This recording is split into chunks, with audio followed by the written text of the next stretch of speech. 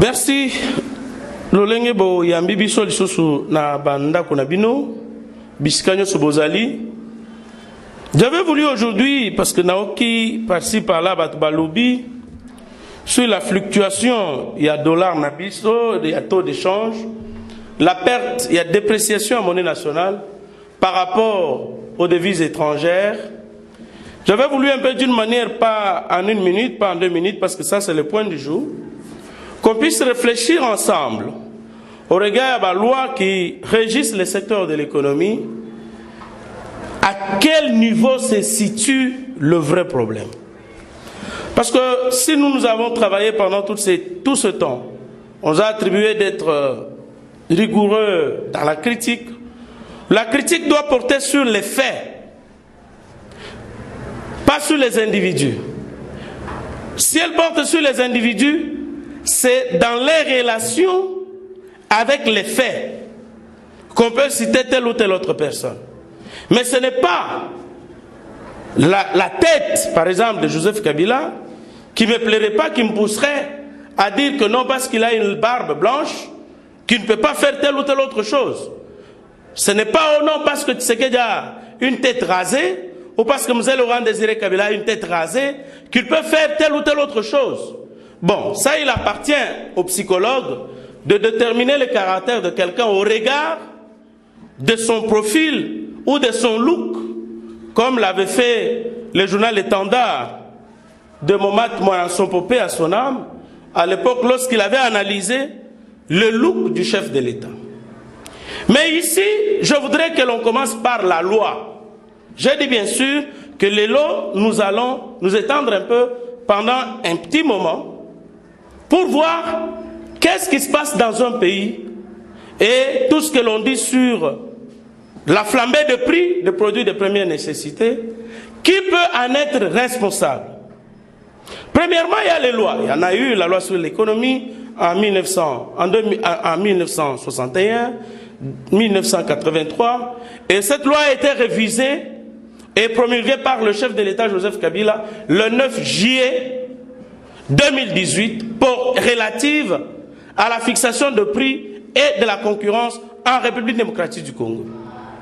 Et cette loi fixe en son article 2 les prix de vente de produits et services sont librement fixés par ceux qui en font l'offre, en se conformant aux dispositions du décret-loi et des mesures d'exécution.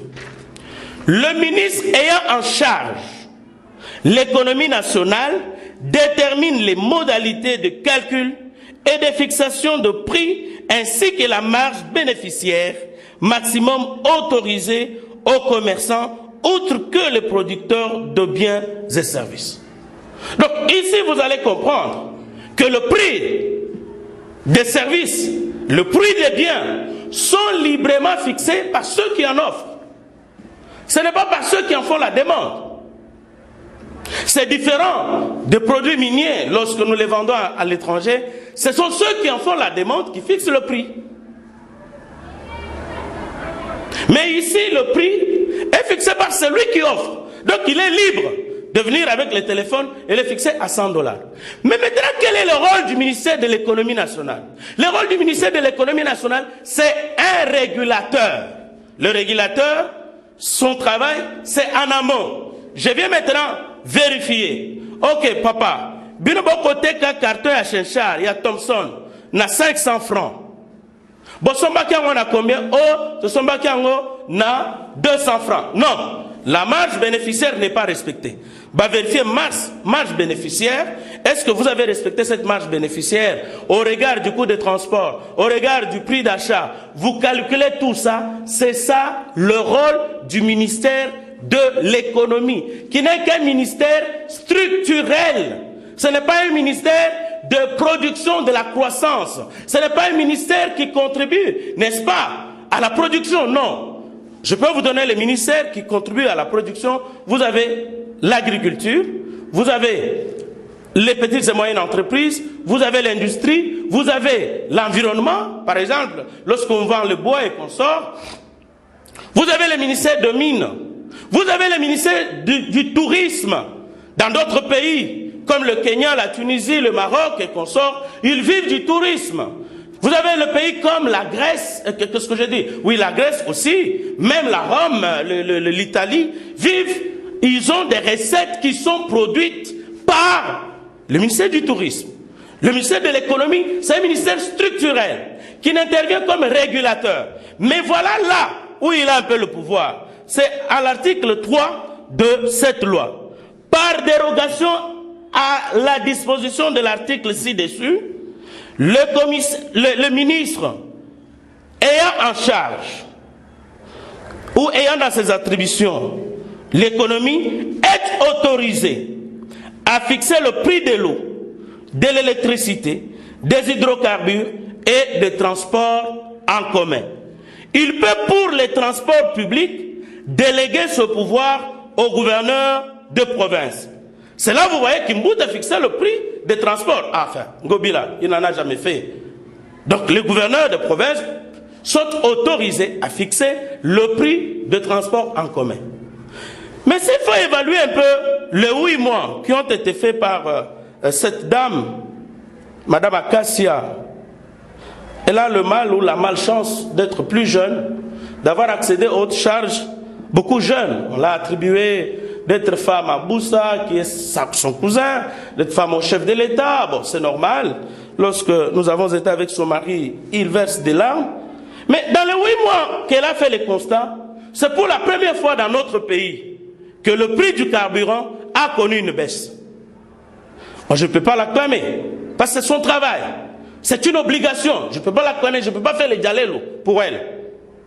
Mais au moins, s'il y a lieu de reconnaître quelque chose qu'elle a fait de bien, c'est lorsque elle a pesé de tout son poids, petit soit-il, pour que le prix des hydrocarbures baisse. Et là, voilà les caractéristiques. Peut-être avant d'aborder cette question, lorsque nous avons dit, il faut voir la loi. Maintenant, l'ordonnance loi portant organisation et fonctionnement du gouvernement et les attributions de ministère pour savoir quel est le rôle de ce ministère, qu'il se limite qu'à ce que nous venions de dire. Mais voyons un peu les caractéristiques de notre économie nationale. Notre économie nationale est extravertie. Nous exportons tout ce que nous produisons sur le sol congolais. Tous les minéraux, le pétrole, les consorts, nous exportons. Nous ne consommons pas ce que nous produisons localement, mais nous consommons ce que nous ne produisons pas. Même la cure-dent, les allumettes, on importe. Et pourtant, à l'époque, ça c'est Lix Moukalaï qui me l'a dit, mon frère, il est des services de sécurité. Avant la zarianisation, Lubumbashi était entouré des industries. Lubumbashi était entouré par au moins 37 fermes. Et on offrait du lait à toute la population de Lubumbashi. Il y avait l'industrie, là où on appelle aujourd'hui quartier industriel, là où il y a Chemaf, là où il y a Bracongo et consorts. Tout ce quartier-là, on produisait et la tenue, et les produits manufacturiers. On produisait les souliers.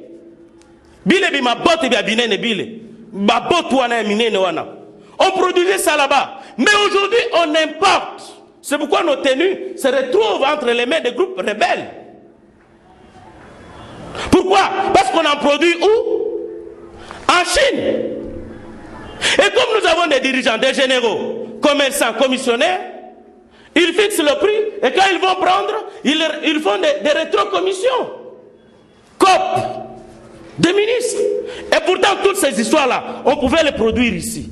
Les quartiers industriels ici de Limité, mais c'était des entreprises et des entreprises. On ne pouvait pas importer les habits. Parce que nous avons du coton qu'on produisait dans l'ex-province orientale. Les souliers, on ne peut pas produire. Les cure-dents, on ne peut pas importer, qu'est-ce que je dis? On ne peut pas importer les souliers, on ne peut pas importer les habits, on ne peut rien importer dans notre pays. Dieu nous a tout donné. Mais Mobutu parle la zarianisation. Il a pris toutes ces entreprises, des individus, des privés, des étrangers, même des locaux, des nationaux. Il les a zarianisés, il les a étatisés. Mais pour les remettre dans les mains de qui? pour le remettre dans les mains des politiciens, des coopérants, et qui ont pris toutes les vaches, tous les bœufs de Lubumbashi, de Kivu et consorts. Ils ont coupé ça, ils ont tué, ils ont vendu la viande. Ceux qui avaient hérité des cafés, des caféiers, dans la province orientale, ils ont tout vendu, ils ont tout vandalisé, les politiciens. Ce qui fait qu'aujourd'hui, tous les politiciens qui entrent en politique, c'est pour faire les affaires. Il n'y a pas un seul politicien qui n'a pas de part dans certaines entreprises. Et c'est pourquoi même la loi Mabunda ici, sur la réforme des entreprises publiques, l'objectif c'était quoi? Brader tout et qu'ils aient des pourcentages et qu'ils soient des actionnaires dans les entreprises publiques. Et comment est-ce qu'on peut booster l'économie nationale lorsque ce sont les mêmes politiciens qui sont dans les conflits d'intérêts? Tous ont des fermes. Et lesquelles fermes-là, ils ne paient ni impôts, ni taxes, ni quoi que ce soit. Égal, régal, qu'une marché, ils sont là. Ils sont dans l'hôtellerie. Ils sont dans les fermes. Ils sont dans tout ça. Comment on peut aller? Et pourtant, pour qu'un pays puisse se développer, c'est l'activité privée qui contribue au développement d'un pays. Quels sont les capitaines d'industrie en Afrique? On n'en a pas.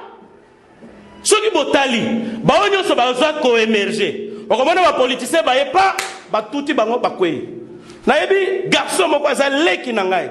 Siméon Chisangamana. Ayaki na Lubumbashi ne bandelia régime na première législature ya Kabila o. Mwana batu acheba millions ya uti Canada. Acheba millions epona ko développer industrie minière na et ko produire localement. Boni ba politiciens katangé, ba politiciens congolais, ba tchaki les bâtons dans les routes pour que libosote. Mwana batu azonga Canada lelo avanda. Et pourtant dans mort à la bisoyo, moi je l'ai toujours dit au chef de l'État et je le lui dis par ce canal. Tout dans la batou, baza crédible pour na kozo ba nyongo na ba banque au niveau international. Mais leur problème c'est qu'ils soient sécurisés sur le plan judiciaire, l'assainissement du climat des affaires. Ok, exact. Suivez cet élément, suivez cette vidéo, ce reportage sur les capitaines d'industrie au niveau de la RDC, au niveau de l'Afrique, qui ne sont pas encouragés. Bah, Moïse Katumbi, c'est la politique, c'est un capitaine d'industrie. Mais il entre en politique pourquoi? C'est pour la sécurisation de ses biens, c'est pour la sécurisation. Est-ce que vraiment Moïse a besoin d'être gouverneur? Il a besoin d'être président de la République. Il n'en a pas besoin. C'est quelqu'un qui peut servir son pays dans son secteur de commerçants, dans son secteur d'exportateurs, de producteurs, et il peut aider le pays là où il est. Mais, Nazem, quel intérêt y a quoi que ça la politique? Pas syndicat d'Okolo, syndicat syndiki. Même les Bamanissa ici, ils n'ont pas besoin de venir en politique. La politique devrait être laissée aux serviteurs des gens qui servent le pays sans intérêt, sans conflit d'intérêt. Dans ma affaire, dans ma mine, dans ma nini. Mais ceux qui sont côté politique, c'est parce que les politiciens, tant et puis tous, mais dans là, 3-4 mois, 5 ans après, Papa Matata, c'est l'agent de la Banque centrale du Congo. Alors, la Banque centrale du Congo accueilli comme conseiller au ministère de l'économie, finances et budget. Alors, on a Papa Katumba Atindie comme DGA na Beseko. Kolongokuna comme ministre des Finances. Kolongokuna comme premier ministre. Mais le loi Zanani, il est dans tout. Il est promoteur d'université. Papa Mouzito, Azaki inspecteur des finances. Bato Bayebaki, Bayebiye. Ma comment qui comme ministre, premier ministre. Aviation, hier, beaucoup taillé. Média, Azana média. Azana l'autre belé, à côté dans l'immobilier, à côté. Donc, nous avons des gens, je sais pas là, avocat ou chômeur. Mais c'est un grand patron aujourd'hui dans l'immobilier. Donc, c'est pour vous dire que Notre économie, on doit la laisser aux capitaines d'industrie et on doit les encourager. Regardez maintenant dans l'agro-pastoral ou l'agroalimentaire, ce sont les Indo-Pakistanais. Mais chaque Indo-Pakistanais ou chaque Libanais, il a son général, il a son ministre, il a son frère du président de la République, ancien comme nouveau peut-être, qui le couvre, avec qui il partage les parts dans ces entreprises. Comment on peut aller plus loin? Regardons dans les vestimentaires. Ce sont les Ouest-Africains. Ce sont les Chinois, ce sont les Indiens. Et dans le commerce détaillé, en détail, qui est interdit même par notre loi sur le commerce en République démocratique du Congo, qu'est-ce que Boussa fait? Je vous laisse suivre d'abord cet élément sur les capitaines d'industrie en Afrique qui sont découragés par leur chef d'État. Et nous revenons pour conclure ce point du jour. Le continent africain ne se fera pas sans ses capitaines d'industrie. Dans le monde capitaliste qui est le nôtre, il est important pour certains princes africains de comprendre une fois pour toutes que nous ne sommes plus à l'heure de l'État-providence, mais bel et bien à celle de l'individu et du secteur privé. Très souvent, dans plusieurs pays africains, les capitaines d'industrie sont combattus, marginalisés et frustrés. Tout laisse à croire que réussir en Afrique est un problème. Pendant qu'en Occident et dans le reste du monde, les États font tout pour protéger leurs capitaines d'industrie, dans certains pays africains, c'est tout le contraire.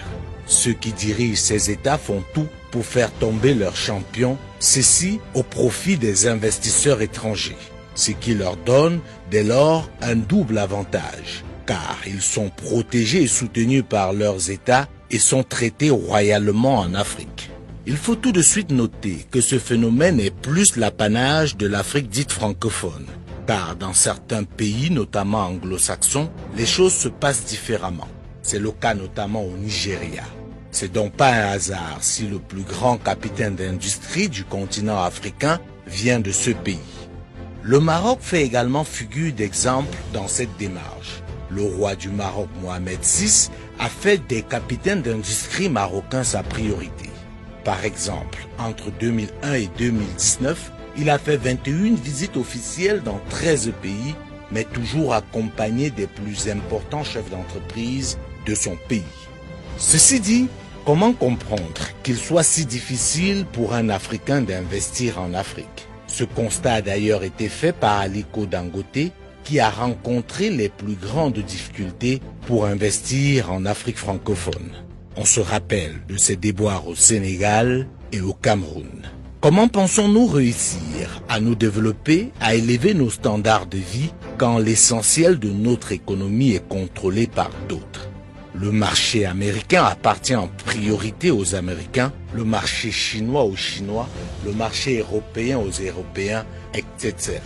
Ce n'est qu'en Afrique que notre marché appartient en priorité aux étrangers. Quelle place accordons-nous à Aliko Dangote, Tony Enoumelu, Gervais Kofi Djondo, Paul Fokam, Jean Kakou Diagou et les autres? Déjà au niveau de la considération. Ailleurs, les capitaines d'industrie font l'objet d'une grande attention et les États dans leur diplomatie économique transforment leurs chefs d'État en agents commerciaux de luxe au service des grandes entreprises privées de leur pays. C'est ainsi que lors de leurs différents déplacements à travers le monde, l'essentiel de leur délégation est constitué de capitaines d'industrie. Tandis que dans la plupart des pays, notamment en Afrique francophone, les chefs d'État se déplacent avec leurs ministres et les membres de leur famille. Leurs visites dans d'autres pays du monde s'apparentent très souvent à des séjours touristiques. Ailleurs, on voit certains chefs d'État se battre pour aider les entreprises pourtant privées à vendre à l'extérieur. On se souvient encore du déplacement décisif de Nicolas Sarkozy en Égypte pour vendre les avions Rafale du groupe Dassault qui avait du mal à trouver preneur sur la scène internationale. On peut noter également l'implication personnelle des présidents américains Barack Obama ou encore Donald Trump dans l'acquisition de plusieurs espaces par des entreprises américaines à travers le monde. C'est le cas également pour ce qui concerne la Chine, la Turquie et même l'Inde. Bill Gates, Jeff Bezos, Mark Zuckerberg ne seraient pas si riches et si puissants sans le soutien et l'accompagnement des États-Unis. Il en est de même pour Jack Ma, le fondateur d'Alibaba, qui est soutenu par son pays, la Chine.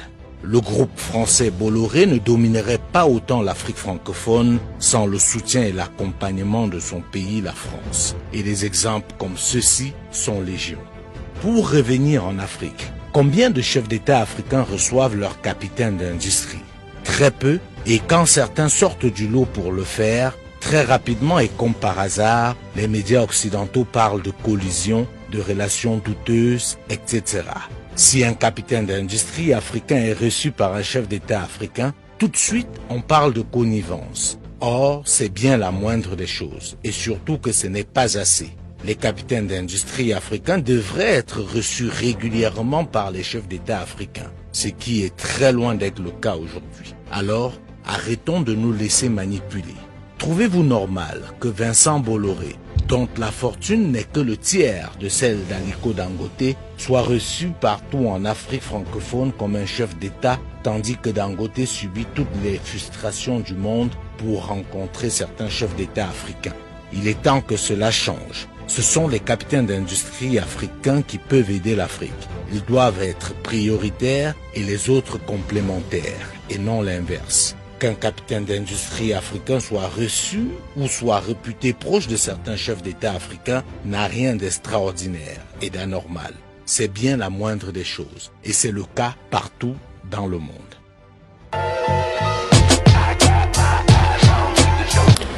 Voilà, vous avez vous-même suivi. Donc le ministère de l'économie devrait encadrer l'activité économique de privé pour promouvoir, pour booster le développement du pays. Mais chez nous, les prix sont fixés en dollars américains. Et l'inflation est liée à la politique budgétaire. Laquelle politique budgétaire est déterminée par la politique monétaire. Laquelle politique monétaire est gérée par la Banque centrale du Congo. Et la Banque centrale du Congo est gérée par NFCC, Deogracias Mutombo, dont on a constaté la légèreté dans la gestion des fonds de l'État mis à sa disposition jusqu'à aller toucher les réserves de la Banque centrale du Congo, jusqu'à émettre sans l'autorisation du chef de l'État recourir à la planche à billets. Ce qui fait qu'aujourd'hui, sur le marché monétaire, nous sommes dans ce qu'on appelle la loi de l'offre et de la demande. Vous avez une masse importante en francs congolais sur le marché contre une masse petite des dollars américains. Et la plupart des personnes qui gardaient leurs francs congolais dans la maison, ils ont déversé ces billets sur le marché. Et quand je vois qu'on responsabilise cette jeune dame, ça ne peut que faire mal au cœur. Ainsi, la TVA suspendue pendant cette période ici, 16%, l'État ne sait pas les récupérer. Comment on peut faire? C'est là où, en conclusion, nous demandons au président de la République, au lieu de rendre les Djamal, les enfants Djamal des millionnaires, au lieu de rendre les Massaro les millionnaires, il y a moyen d'encadrer 1000 jeunes gens, 1000 jeunes à qui on peut remettre un peu d'argent, les lancer dans les secteurs qui peuvent produire. Et que chaque ministre ait au moins un espace vert qu'il exploite tout autour de la ville de Kinshasa, qui ait une ceinture verte. Au lieu d'acheter des maisons, nous avons des ministres qui ont vendu tous les patrimoines de l'État. Allez à la SNCC. Toutes les maisons de la SNCC ont été vendues par le comité de gestion. Passez sous Kabila ici. Allez à la Gécamine. On a vendu toutes les maisons. Okimo, Sokimo aujourd'hui. Donc, pardon? Météo. RTNC. Déjà est capable d'initier de nouvelles activités qui peuvent permettre que leurs entreprises aillent plus loin. Voilà pourquoi nous disons, on a intérêt de faire de nos 80 millions d'hectares, de les rendre productifs. Nous avons 80 millions d'hectares arables sur le sol congolais. On doit tourner un peu le dos aux mines. Les mines sont épuisables. Nous avons des chutes qui peuvent être visitées en termes de tourisme. Nous sommes un des rares pays au monde où le fleuve se jette dans l'océan. Est-ce qu'on ne peut pas rendre ces milieux attractifs? Kolwezi, Lualaba, à combien? Kolwezi, Lualaba abrite. D'où vient la source du fleuve Congo? Et si on peut faire que ces endroits soient rendus attractifs? Prison où Simon Kimango est mort, à côté de l'hôpital Saint-Louis, là où il y avait la prison. À Lubumbashi, c'est un milieu touristique. Et donc, Bonobo et consorts, je crois que nous devrions diversifier notre économie pour permettre que nous gagnions en termes d'argent. Voilà, très chers frères, je ne suis pas spécialiste en économie, mais j'ai voulu qu'on échange sur ces questions ici, parce que j'entends les gens se jeter des flèches. Bon, vous allez vous jeter les flèches, 2023 c'est pas loin. Vous allez dire, oh c'est pas nous FCC c'était Tshisekedi qui gérait. C'est bon, gardez vos histoires sur le plan politique. Mais on dirait que vous aviez la Banque centrale du Congo, vous aviez les finances. Mais de l'autre côté aussi, on retourna à Tshisekedi. Vous aviez le budget et vous aviez ceci ou cela. Que le Seigneur Dieu vous bénisse et bonne journée, bonne fête de parents à tous ceux qui sont parents. Et je prie pour tous ceux qui aspirent à ces charges de les devenir, que Dieu vous bénisse.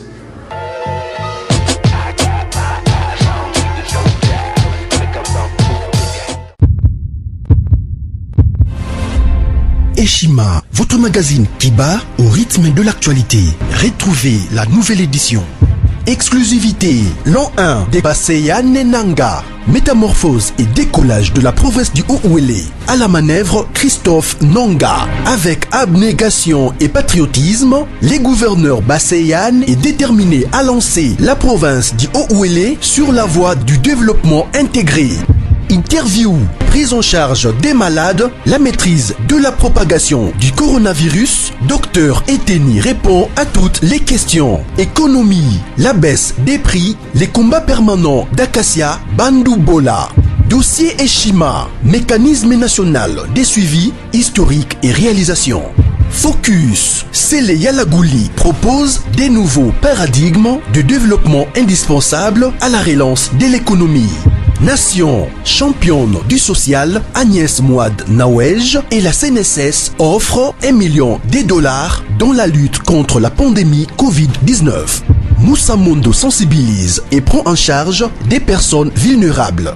Parité, Olive Lembe Kabila, modèle de générosité et d'entrepreneuriat féminin. Afrique, un déconfinement aux multiples facettes. Retrouvez l'intégralité du magazine Eshima dans les kiosques. Eshima Magazine, un nouveau standard d'information.